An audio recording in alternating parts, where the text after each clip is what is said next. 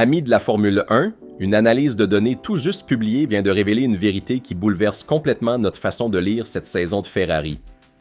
À voir le classement, on pourrait croire que la SF26 est une voiture nettement inférieure, mais les chiffres collectés lors des 11 premières courses racontent une toute autre histoire.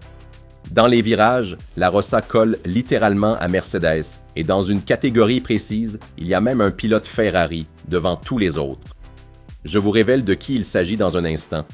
Mais le chiffre le plus frappant est ailleurs, car la quasi-totalité de l'avantage de l'équipe de Toto Wolff se concentre en un seul point de la piste, et comprendre lequel change entièrement le sens des mises à jour qui arrivent. Voilà pourquoi à Maranello on considère le deuxième package moteur comme absolument prioritaire, le fameux Aduo 2, attendu justement à Monza. Et puis il y a la partie qui va faire parler. Parce que selon un journaliste de très grande expérience, Ferrari souffre d'un problème que les mises à jour ne pourront jamais résoudre. Un aspect qui a coûté très cher en Hongrie. Je vous donnerai aussi les chiffres exacts des écarts dans les deux classements mondiaux. Si vous ne voulez manquer aucune actualité sur Ferrari et sur la Formule 1, laissez un like à la vidéo et abonnez-vous à la chaîne pour rester toujours informé. Cela dit, entrons tout de suite dans l'analyse détaillée. Commençons par les chiffres, parce qu'ils sont vraiment surprenants. Les performances de Ferrari dans les virages lors des 11 premières courses de la saison 2026 montrent que la SF26 est déjà très proche de la Mercedes dans plusieurs domaines fondamentaux. L'équipe de Brackley a transformé son avantage global en 8 victoires sur 11 courses, mais le retard de la Scuderia ne peut absolument pas s'expliquer par un manque de performance en virage. Au contraire, les données confirment une thèse très précise. La principale limite de la SF26 n'est pas du tout une charge aérodynamique insuffisante. Cette analyse provient de l'un des projets les plus intéressants consacrés à l'étude des performances en virage, réalisé par Court Smith, fondateur de la plateforme TrackSims, qui a examiné le rendement de chaque pilote lors de la première moitié de saison. Le travail repose sur FastFearn, un package Python open source permettant d'accéder aux données officielles de la Formule 1. Temps au tour, télémétrie, résultats de sessions et informations météorologiques. Un outil utilisé par des programmeurs et des analystes pour comparer pilotes et voitures de manière objective. Et il y a ici un aspect important, car la méthode employée est très rigoureuse. Pour rendre les résultats vraiment représentatifs, plusieurs catégories de tours ont été exclues. Le premier tour et chaque redémarrage depuis l'arrêt, les tours avec entrée au stand, ceux effectués derrière la voiture de sécurité ou en régime de voiture de sécurité virtuelle. Et enfin, tous les temps inférieurs de plus de 13% par rapport au meilleur tour du pilote concerné dans cette course. Des filtres qui éliminent le trafic, les arrêts et les phases neutralisées, ne conservant que les vitesses réelles. Les virages ont ensuite été divisés en 3 catégories selon la vitesse effective, les virages lents, parcourus en dessous de 115 km/h, les virages à vitesse moyenne, compris entre 115 et 185 km/h, et les virages rapides, abordés à 185 km/h ou plus. La référence utilisée est la vitesse au point de corde, c'est-à-dire la vitesse minimale enregistrée à l'intérieur du virage, et non celle à l'entrée ou à la sortie. Et nous arrivons maintenant aux résultats, vraiment encourageants pour Maranello. Lewis Hamilton et Charles Leclerc sont extrêmement proches de la référence établie par Kimi Antonelli dans les virages à vitesse moyenne et élevée, ce qui démontre que le châssis et le package aérodynamique de Ferrari savent générer des performances très élevées dans les changements de direction rapides. Mais le tableau devient encore plus intéressant dans les virages lents, où c'est précisément Hamilton qui mène la comparaison. La performance moyenne du septuple champion du monde dans les sections en dessous de 115 km/h le place devant tous les autres pilotes des équipes de pointe. Et il y a un autre chiffre surprenant.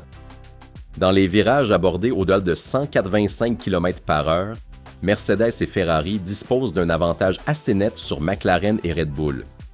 L'ampleur de cet écart confirme que la SF26 reste l'une des voitures les plus compétitives dans les sections rapides, malgré l'avantage accumulé au championnat par leurs concurrents. C'est pourquoi la Rossa s'est montrée particulièrement forte sur les circuits dominés par des séquences de virages exigeants, parvenant même à limiter les dégâts sur des pistes qui auraient dû la mettre en difficulté sur le papier, comme Silverstone et Spa. Et nous voici au point central de toute cette histoire. L'analyse indique que la quasi-totalité de l'avantage compétitif de Mercedes sur Ferrari se génèrent dans les lignes droites. La SF26 parvient à rester très proche dans de nombreux virages, mais le package adverse crée un écart significatif dès que les voitures accélèrent à plein régime. Certes, une analyse publique ne pourra jamais égaler la profondeur des données dont disposent les équipes, qui ont des outils bien plus sophistiqués pour séparer la résistance aérodynamique de la puissance du moteur. Mais la tendance générale est on ne peut plus claire. Et le message qui en découle est très important. Ferrari n'a pas besoin d'un changement complet de direction technique. Le défi immédiat est d'améliorer les performances absolues précisément dans les secteurs où les concurrents sont les plus forts, sans pour autant affaiblir les qualités en virage qui rendent déjà la SF26 compétitive. Un équilibre extrêmement délicat qui est précisément au cœur de la stratégie de développement de Maranello, et ce n'est pas un hasard si Charles Leclerc a déjà souligné la nécessité de rester agressif dans la course aux mises à jour maintenant que le championnat entre dans sa seconde moitié. On comprend alors pourquoi à Maranello, le deuxième package moteur est considéré comme absolument prioritaire. Les ambitions restantes de Ferrari au championnat dépendent inévitablement de la deuxième opportunité d'homologation autorisée par le règlement à duo, associée à de nouvelles mises à jour aérodynamiques. Ces développements doivent réduire l'écart précisément là où les concurrents construisent leur avantage aussi bien en qualification qu'en course. L'équipe travaille déjà de façon très intensive sur le deuxième moteur et a même renforcé le programme de fiabilité en vue de la mise à jour attendue de la Power Unit à Monza, avec l'objectif de gagner en performance sans sacrifier l'un des points forts de la spécification actuelle. Mais des développements aérodynamiques supplémentaires seront également nécessaires. Réduire la traînée et améliorer l'efficacité pourrait restituer de la vitesse dans les lignes droites, mais chaque modification devra préserver la stabilité, la charge et la performance en virage. La tâche est donc bien plus complexe que le simple fait d'atteindre une vitesse de pointe plus élevée. Il faut des mises à jour qui améliorent sur le tour complet, permettant à Hamilton et Leclerc de rester compétitifs dans tous les types de virages, tout en perdant beaucoup moins de temps à l'accélération.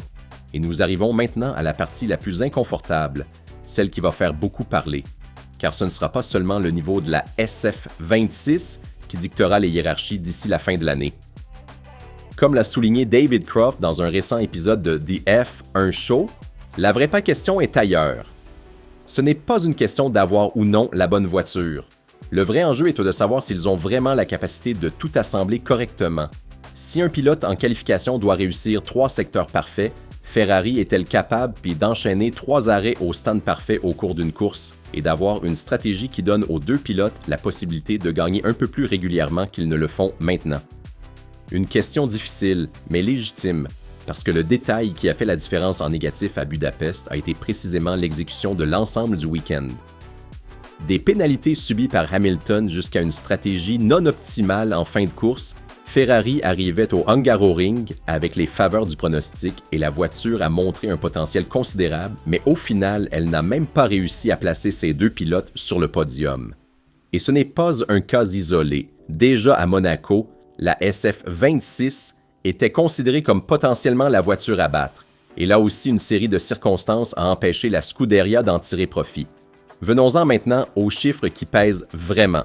Au classement pilote, Antonelli mène avec 50 points d'avance sur Lewis Hamilton, tandis qu'au championnat constructeur, l'équipe anglo-allemande commande avec 72 points d'avance sur le cheval cabré.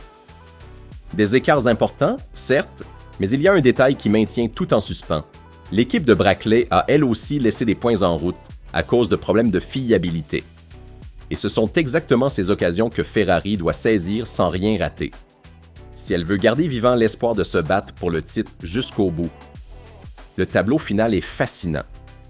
Les données montrent que le concept de base de la SF26 présente des points forts concrets et que le problème est circonscrit et identifiable, mais tout dépendra de 2 choses. La première est de savoir si la Duo 2 et les prochains packages aérodynamiques parviendront à combler le déficit à l'accélération assez rapidement.